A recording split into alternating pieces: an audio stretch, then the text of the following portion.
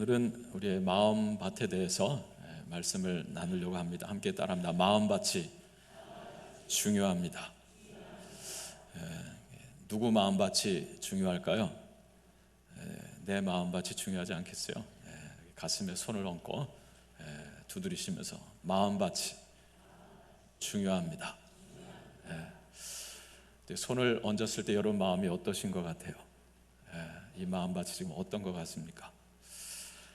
성경에 보면 모든 지킬 만한 것 중에 더욱 내 마음을 지키라. 생명의 근원이 이에서 남이니라 그랬습니다. 우리가 지켜야 될 것이 참 많이 있지만 그 중에서 특별히 뭘 지키라고요? 마음을 지키라는 것도 누구의 마음이요? 내 마음이죠. 생명의 근원이 이에서 남이니라.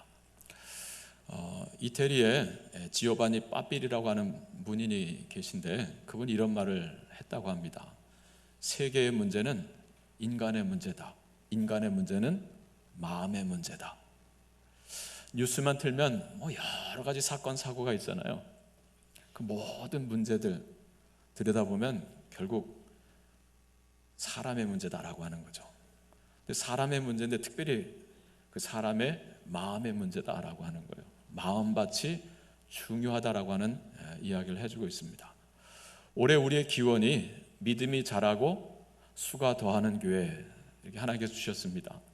자, 믿음이 자란다라고 하는 것이 무엇입니까? 자, 믿음이 자란다라고 하는 것은요, 하나님의 말씀이 내 마음밭에 떨어져서 뿌리를 내리고 싹을 틔우고 가지를 뻗고 그 때가 되면 꽃을 피워서 열매를 맺는 거예요. 그 열매도 쭉정이 열매가 아니고 정말 실한 열매를 30배 또는 60배 또는 100배의 열매를 맺는 거죠. 오늘 본문은 여러분 잘 아는 씨 뿌리는 자의 비유입니다. 사람이 씨를 뿌리는데 덜어는 길가에 떨어지고 덜어는 돌밭에 떨어지고 덜어는 가시떨기 숲에 떨어지고 덜어는 정말 잘 준비된 옥토에 떨어진다는 거죠. 결과가 다르잖아요. 어떻게 다릅니까? 앞에 있는 세 가지 밭은 결실을 못합니다. 근데 마지막 이 옥토 좋은 땅에서 이 씨앗이 뿌리를 내리고 싹을 틔워 꽃을 피워 열매를 맺는데 이 풍성한 결실을 한다라고 하는 거죠. 그래서 밭은 네 종류인데 크게 대별하면 결실하는 마음이 있고 결실하지 못하는 마음이 있다라고 하는 것입니다. 자, 새해 여러분들의 믿음이 자라게 되길 바랍니다. 할렐루야. 자, 그러기 위해서는 하나님의 말씀이 여러분 마음밭에서 뿌리를 내리고 자라야 돼요. 제가 지금도 하나님의 말씀을 여러분에게 지금 전하고 있습니다. 여러분의 마음밭의 상황에 따라서 어떤 밭에서는 이 말씀이 뿌리를 내리고 자라는데 어떤 마음밭에서는 이 말씀이 자라질 못하는 거예요. 그 결실하지 못하게 되는 거죠. 자, 올 한 해 동안 하나님의 말씀을 받을 때에 또 여러분 하나님의 말씀을 읽고 묵상할 때 그 말씀이 자라는, 그래서 풍성한 열매를 맺는 그러한 마음밭이 되기를 축복합니다. 자, 그렇다고 한다면 어떤 마음밭을 읽어야 되겠는가? 옥토죠. 정말 옥토와 같은 마음밭을 읽어야 되겠는데 어떻게 옥토와 같은 마음밭을 읽을 수 있을까? 오늘 본문에 나오는 세 가지의 마음밭을 극복하면 됩니다.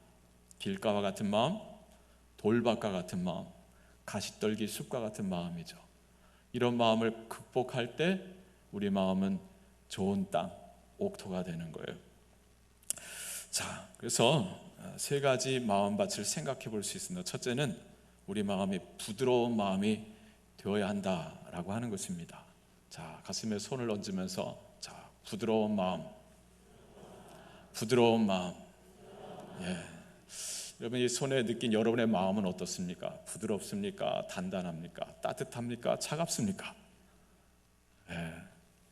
여러 생각이겠죠. 자, 부드러운 마음이 되어야 하나님의 말씀이 흡수가 되고 뿌리를 내리고 자란다라고 하는 것입니다.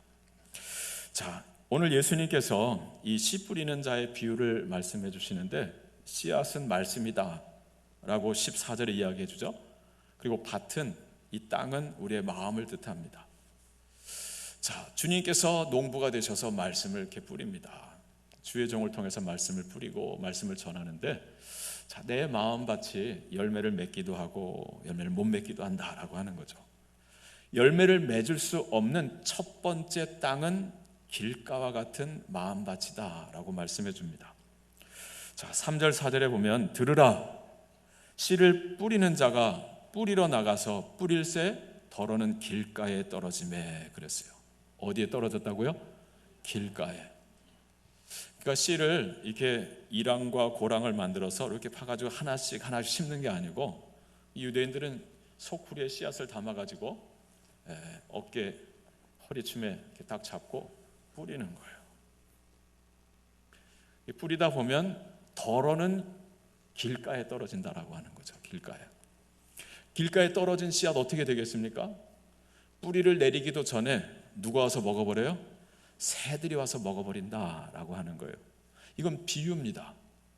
자, 이 비유 의미가 무엇인지 제자들이 물었을 때 예수님께서 풀어주셨어요. 14절 15절이죠. 자, 14절 15절 같이 읽겠습니다. 뿌리는 자는 말씀을 뿌리는 것이라. 말씀이 길가에 뿌려졌다는 것은 이들을 가리킴이니 곧 말씀을 들었을 때에 사탄이 즉시 와서 그들에게 뿌려진 말씀을 빼앗는 것이요. 자, 이런 마음밭이 있다는 거죠. 길가와 같은 마음. 말씀이 떨어졌는데 말씀이 뿌리를 내리지 못해요. 그래서 사탄이 와서는 그 말씀을 빼앗아 간다라고 하는 거죠. 자, 그러면 이 길가와 같은 마음은 어떤 마음이겠습니까? 단단한 마음이죠. 그걸 달리 표현하면 강팍한 마음입니다. 완악한 마음이고 굳은 마음입니다. 하나님의 말씀이 떨어져도 그 말씀을 흡수할 수 없는, 말씀이 튕겨나가는 마음이에요. 한 지난달쯤에 제 외사촌이 결혼을 했어요. 저희 어머님이 첫째여서 사촌이 거의 조카 같은 사촌이 있어요. 결혼을 했는데 거기 갔더니만 그 외당숙 어른이 오셨어요. 어렸을 때 외갓집 가면 가끔 만났던 분인데 저랑은 그냥 형님 같은 분이십니다. 외당숙 어르신데 또 전도한다고 이제 당숙 어르신 이제 교회는 좀 나가십니까? 그랬더니 이분이 잔치집에 와가지고는 술을 한잔 하셨더라고요. 얼굴이 조금 벌겋이 술 냄새가 나는데 내 앞에선 예수 예자도 하지 마 그러시더라고요. 제가 목사인 걸 알거든요. 또 저희 이모님 중에서도 목사님이 계셨잖아요. 근데 예수 예자도 하지 말라는 거예요. 그래서 제가 그랬죠. 당숙 어르신 예수 믿는 사람들한테 상처를 많이 받으셨나 봐요. 그랬더니 그 예수 믿는 것들 그러시더라고요. 그러니까 상처가 얼마나 깊었으면 이 마음이 단단해져 가지고요, 예수의 예자도 꺼내지 못하게 하는 거예요. 하나님의 말씀이 떨어지는데 튕겨 나오는 거예요. 자, 이런 단단한 마음이죠. 여러분, 성경에 보면 이런 강팍한 마음을 가졌던 사람이 소개되는데, 자, 출애굽기에 보면 한 사람이 나오죠. 그 사람이 누굽니까? 바로죠. 바로는 이름은 아니고 사실 파라오입니다. 파라오, 애굽의 왕 파라오.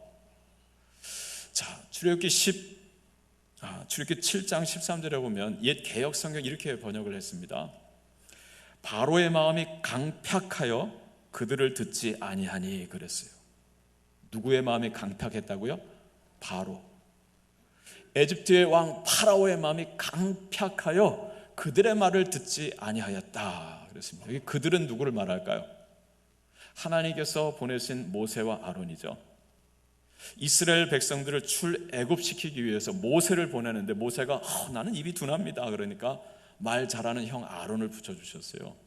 그래서 모세와 아론이 파라오 앞에 가서 하나님의 말씀입니다. 하나님이 내 백성을 보내라. 그들이 나를 섬길 것이니라 하였습니다. 라고 했는데 듣지 않았다는 거죠.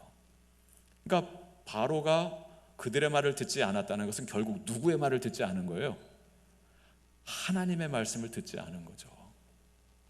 근데 여러분, 그 성경에서 왜 바로가 하나님의 말씀을 듣지 않았는지 그 이유를 말씀하죠. 이유가 무엇입니까? 바로의 마음이 어떠하여서요? 강팍하여 그랬습니다. 강팍하여. 참 발음하기도 쉽지 않아요. 강팍입니다. 강팍. 그래서 발음하기 어렵고 좀 뜻도 어려워서 그런지 우리 개역 개정에서는 이걸 완악하여 또는 완강하여 이렇게 바꿨더라고요. 왜 사람의 마음이 이렇게 강팍해질까? 왜 이렇게 차가워지고 단단해질까? 왜 하나님의 말씀이 떨어지면 그걸 흡수하지 못하고 그 말씀이 튕겨나가는 것일까? 곰곰 생각해 보면 그 이유가 무엇일까 보면 상처 때문입니다. 상처. 여러분, 강팍하여 할 때 강팍, 한자로 보면 강은 굳셀 강자예요. 쇠처럼 단단해진 금강석 같은 마음입니다. 팍은 무슨 팍자냐면 괴팍할 팍자입니다. 저기 떴네요. 괴팍할 팍자. 예. 근데 괴팍할 팍자 저 단어를 자세히 들여다보니까 저게 무슨 단어와 비슷하면 마음이 상하다라고 하는 게 마음이 아프다, 마음을 가슴앓이를 한다라고 하는 상자와 거의 비슷해요, 모양이. 그래서 가슴앓이를 하는 저 상자를 또 이렇게 분해해 보니까요, 저게 마음 신변이잖아요, 그죠? 마음이 상한 거예요. 왜 상했는가 보면 그 옆에 실자가 있죠. 저 실은 무슨 실자예요? 이를 실자잖아요. 이를 실자의 위에 이 부분이 남아 있는 거예요. 그 다음에 옆에 있는 양은 무슨 양자입니까? 변양자입니다. 저 왼쪽에 있는 것은 언덕이라는 의미고요, 그 오른쪽에는 날일자 이렇게 돼 있잖아요. 햇볕이에요, 햇살. 자, 근데 햇살을 잃어버린 거예요. 그걸 상처라 그러죠. 사랑을 받지 못한 상처가 있어요. 그래서 마음이 사랑을 받지 못하니까, 그래서 이 마음이 괴팍해지는 거죠. 여러분, 또 다른 상자가 있는데 마음 신변 말고 사람 인자를 쓰면 여러분이 보통 말하는 상처가 저겁니다. 몸의 상처를 입는 거예요. 사람 인자를 쓰면 몸의 상처고요, 마음 심자 하면 마음의 상처거든요. 강팍할 때 팍자가요, 저 상자와 거의 비슷합니다. 왜 괴팍해지고 왜 단단해졌는가? 그 팍자의 다른 의미는 뭐냐면, 뜻은 뭐가 있느냐면요, 다른 사람의 말을 듣지 않는다라는 뜻이 있어요.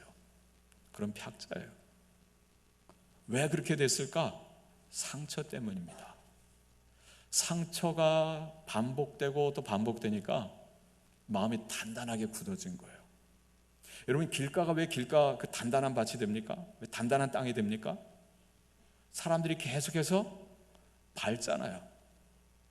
계속 짓밟고 또 짓밟으니까 그게 완전히 그냥 단단한 땅이 된 거죠.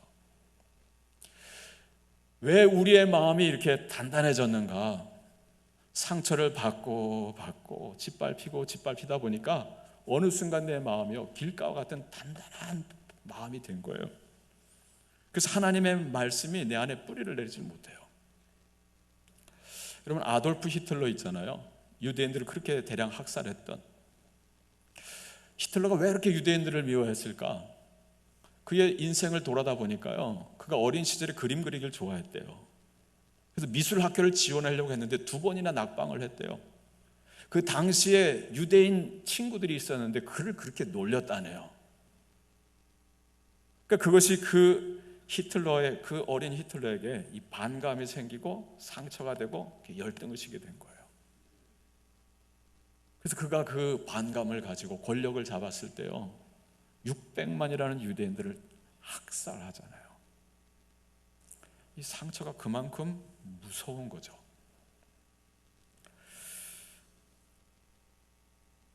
왜 우리의 마음이 이렇게 단단해지고 굳어지고 차가워지는가? 강팍, 상처, 이걸 다스리지 못하고 이걸 극복하지 못한 거예요. 여러분, 성경에 보면 하나님께서요, 이런 약속을 주셨어요. 당신께서 우리 안에서 굳은 마음을 제거하고 부드러운 마음을 주실 것이다, 이런 약속을 해주셨어요. 여러분, 누굴 통해서 이 약속을 주셨죠? 에스겔 선지자를 통해서 주셨습니다. 에스겔서 36장 24절 이하에 보면 하나님께서 이런 약속을 해주셨어요. 내가 너희 흩어진 백성들을 다 모아서 내가 약속한 땅에 내가 데리고 들어갈 것이다, 그래요. 여러분, 에스겔이 언제 부름받은 자입니까?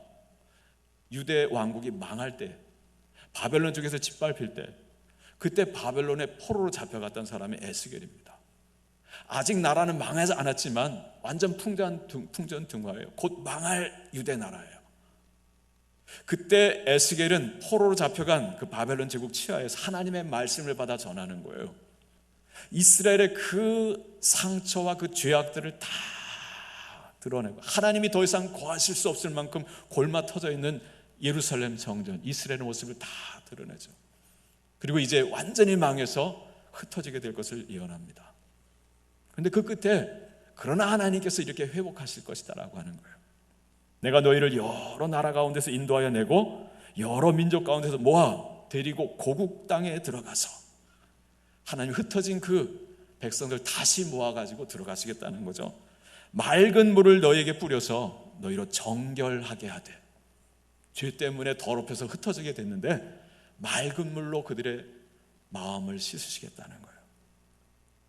너희 모든 더러운 것에서와 모든 우상 숭배에서 너희를 정결하게 할 것이며, 또 새 영을 너희 속에 두고 새 마음을 너희에게 주어 너희 안에서 굳은 마음을 제거하고 그리고 부드러운 마음을 줄 것이며, 또 내 영을 너희 속에 두어 너희로 내 율례를 행하게 하리니 너희가 내 규례를 지켜 행할지라.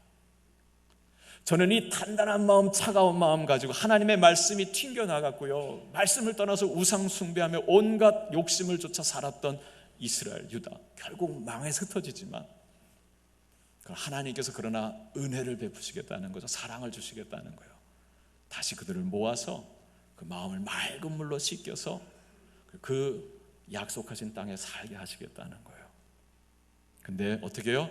굳은 마음을 제거하고 부드러운 마음을 줄 것이다. 그래서 이제는 하나님의 율례 말씀을 받고 듣고 지켜 행하는 자가 될 것이다 라고 하는 거예요.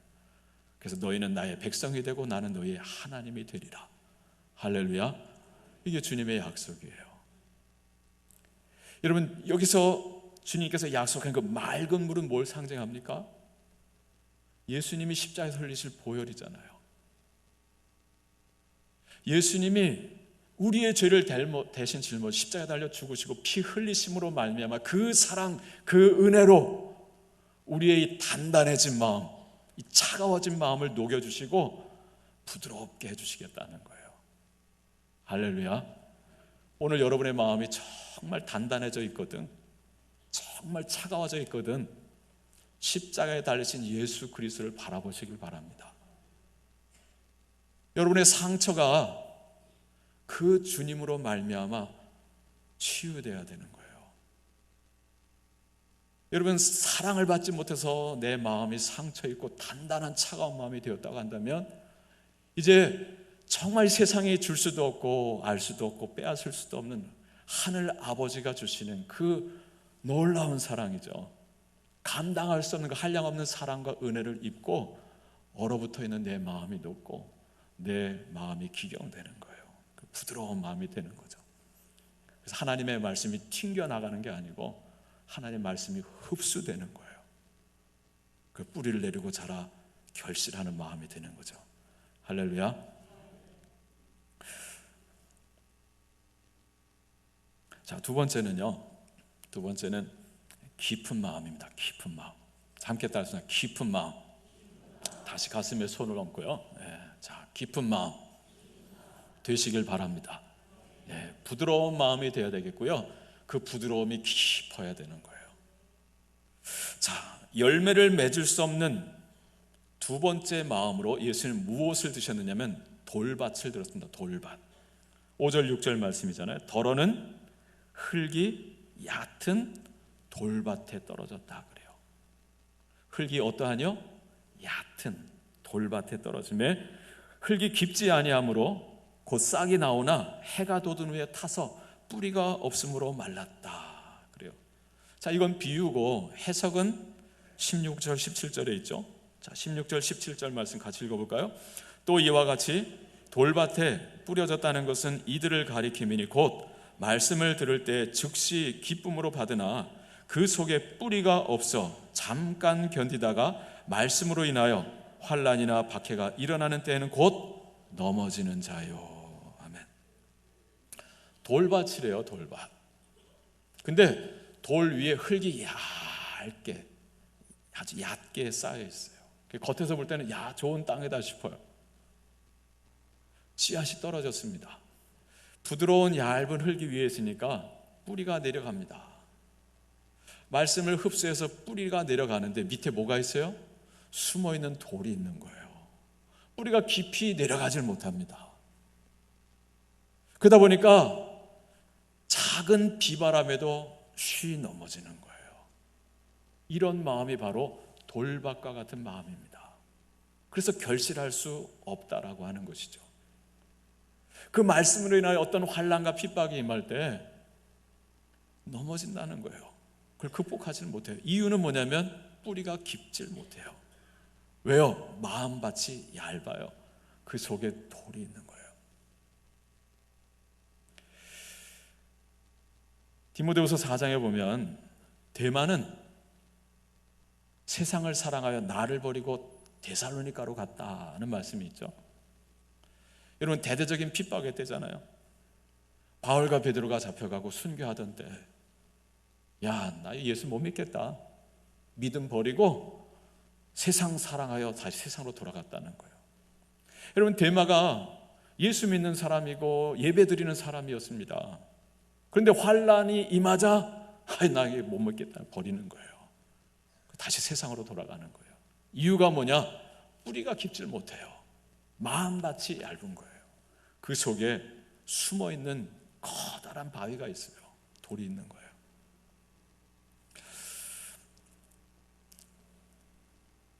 여러분, 이 돌이 왜 생겼습니까? 왜 내 마음속에 나도 모르는 숨은 돌들이 뚝 자리하고 있는 거예요? 여러분, 계속해서 사람이 밟고 그래서 상처 입고 상처 입으면 길가 같은 밭이 되는데 이게 또 오래오래 지속되면 그게 돌이 되잖아요. 그 위에 살짝 뭐가 덮여서 얇은 흙이 있는데 그 밑에 이제 돌이 된 그게 내 속에 떡 버티고 있는 거예요. 이것이 있는 한 하나님의 말씀이 내 속에 깊이 뿌리를 내리지 못해요.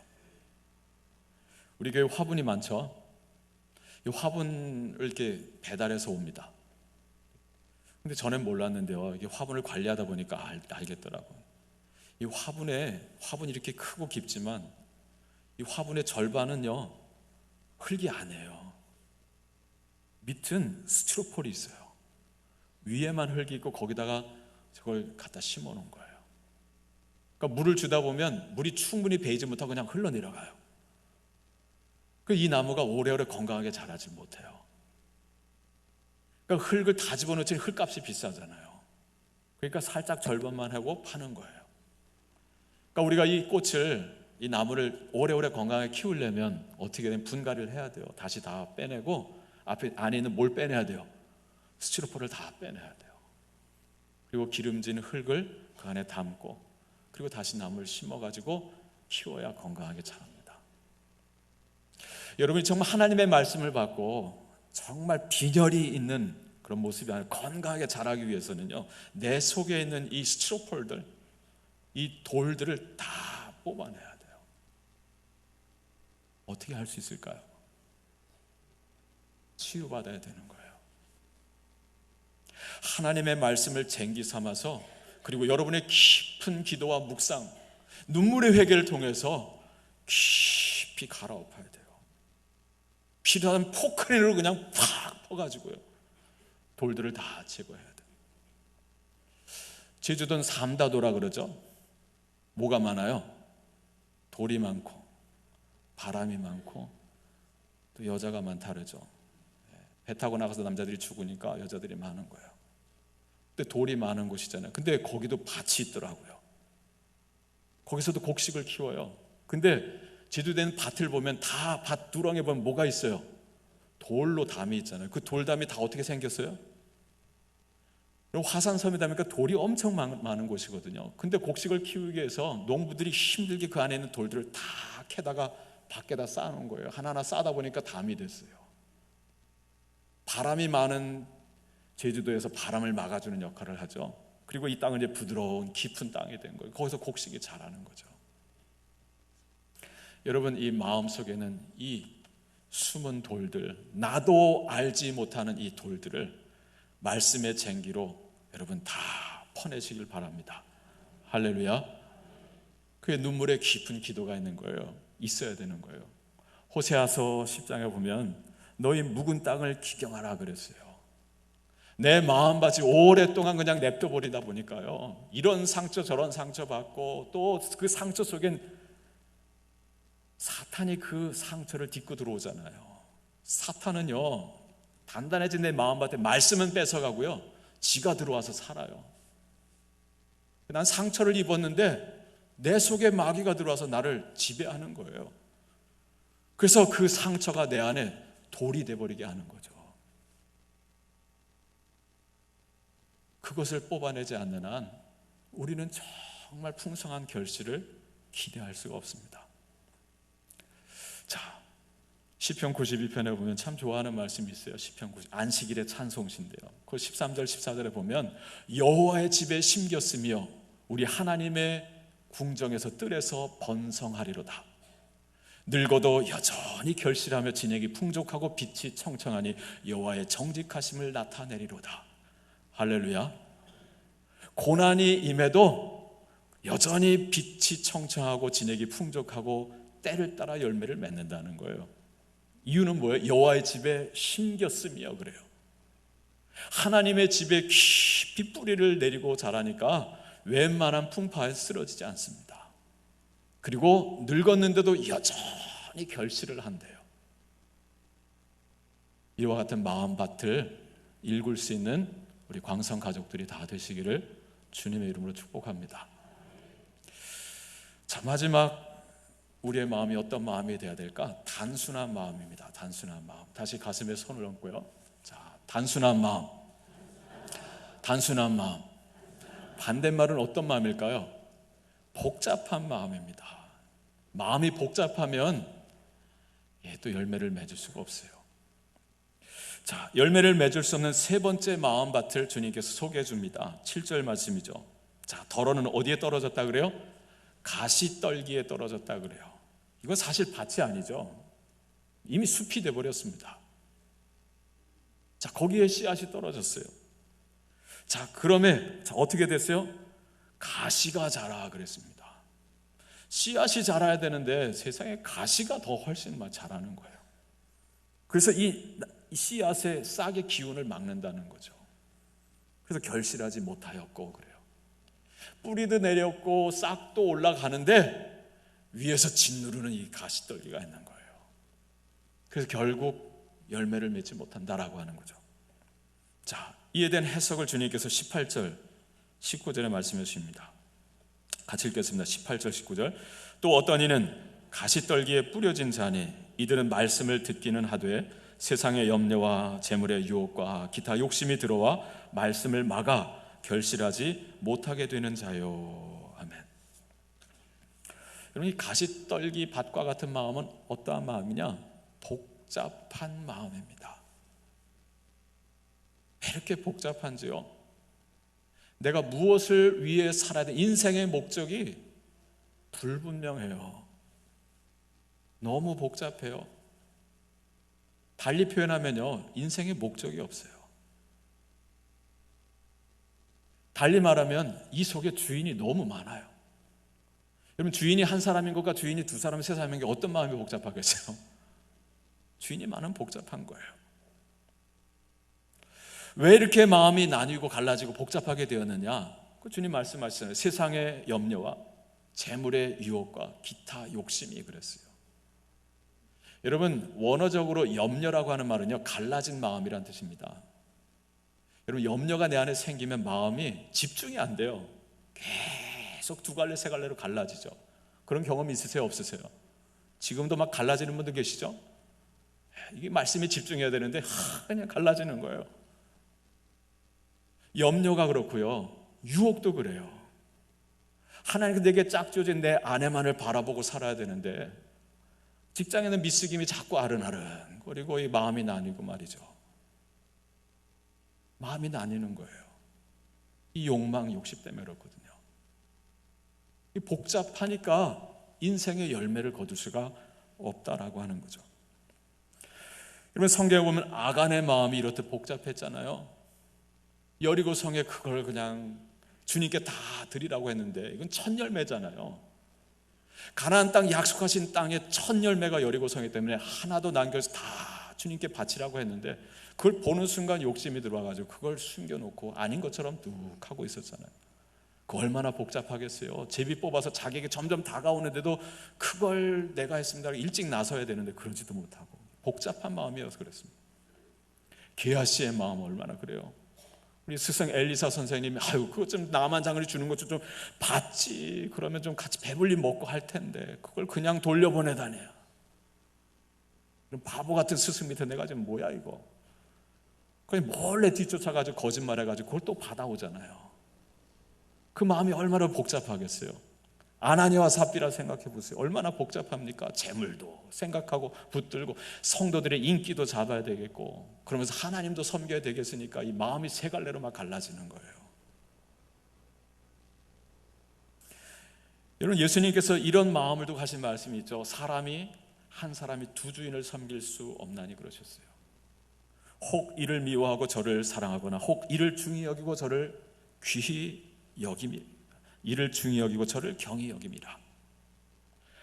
너희가 하나님과 재물을 겸하여 섬기지 못할 것이다 그랬어요.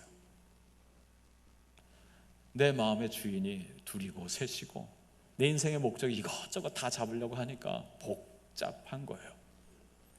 여러분, 솔로몬의 마음도 한때 이렇게 복잡했던 적이 있었죠. 누구 때문에 이렇게 복잡해졌어요? 여인들 때문이었잖아요. 열왕기상 11장에 보면 왕은 후궁이 700이요 첩이 300이라 그의 여인들이 왕의 마음을 돌아서게 하였더라. 솔로몬의 나이가 많을 때 그 여인들이 그의 마음을 돌려 다른 신들을 따르게 하였으므로 왕의 마음이 그의 아버지 다윗의 마음과 같지 아니하였다. 우리가 구약의 파노라마 할 때 사울 무심, 다윗 전심, 솔로몬 뭐예요? 반심 그랬잖아요. 반심. 마음이 갈라졌어요. 그래서 나라가 결국 갈라지잖아요. 우리의 마음이 이 세상 염려와 재물의 유혹과 이 욕망을 다스리지 못하고 주님께 내어놓지 못하면요, 이 복잡한 마음 때문에 갈라지는 거예요. 깨지는 거고 열매를 맺지 못하는 것입니다.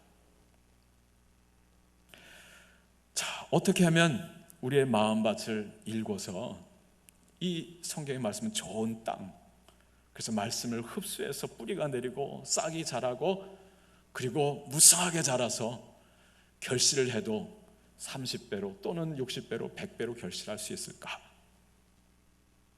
마음밭을 일궈야 되는 거예요. 제가 어렸을 때 저희 어머니 아버지가 따비를 일군다고 그러셨는데 들어보셨습니까?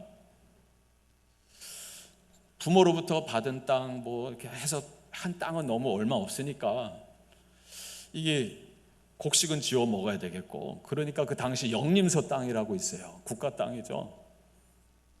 영림서 땅 중에서 조금 좀 평평하게 쓸만한 햇빛도 좀 들어올 만한 땅을 일구는 거예요. 그래서 어떻게 일굽니까? 먼저 거기 있는 나무들, 가시떨기를 다 뽑아냅니다. 뽑아내면 그 땅 속에 또 뭐가 들어있어요? 돌들이 있습니다. 돌. 그럼 돌들은 다 캐서 밖으로 빼냅니다. 그리고 쟁기로 뒤집고 거름치고 해서 밭을 일구는 거예요. 그러면 밭이 하나 만들어져요. 거기다 고구마 심어가지고 캐먹은 적도 있고요. 옥수수도 심고요. 여러분, 오늘 우리의 마음밭이 어떻습니까? 여러분 기도할 때마다 15년 그래요. 광성교회 분교 상처. 알게 모르게 여러분의 마음속에 상처가 너무너무 깊어요. 왜 저 사람이 저런 말을 하지? 왜 저 사람이 저렇게 행동할까? 다 이유가 있어요. 상처가 있어요. 그게 돌이 됐고요. 무성한 가시떨기를 이뤘어요. 하나님의 말씀이 떨어져도 말씀을 흡수하지 못하고 튕겨나가고요. 기운을 막아서 열매를 맺지 못하는 거예요. 영적 빈혈 증세를 보이고 있는 거죠. 올 한 해 동안 믿음이 자라는 하나님의 자녀들이 되시기를, 하나님의 가정과 교회가 되기를 축복합니다. 깊이 쟁기를, 말씀의 쟁기를 가지고 깊은 기도와 회개, 눈물의 길을 통해서 뽑아낼 거 뽑아내고 돌 다 제거하고 그리고 걸음을 쳐서 정말 옥토로 만들어 믿음이 자라는, 말씀이 삶이 되는 하나님의 교회, 하나님의 가정, 하나님의 사람들이 되시길 축복합니다. 기도하겠습니다. 하나님, 우리의 마음이 어느 순간 길가가 되었고 돌짝밭이 되었고 가시떨기 무성한 숲이 되었습니다. 말씀을 받는데 하나님 뿌리를 내리지 못하고 하나님 가지를 뻗지 못하고 열매를 맺지 못하고 있습니다.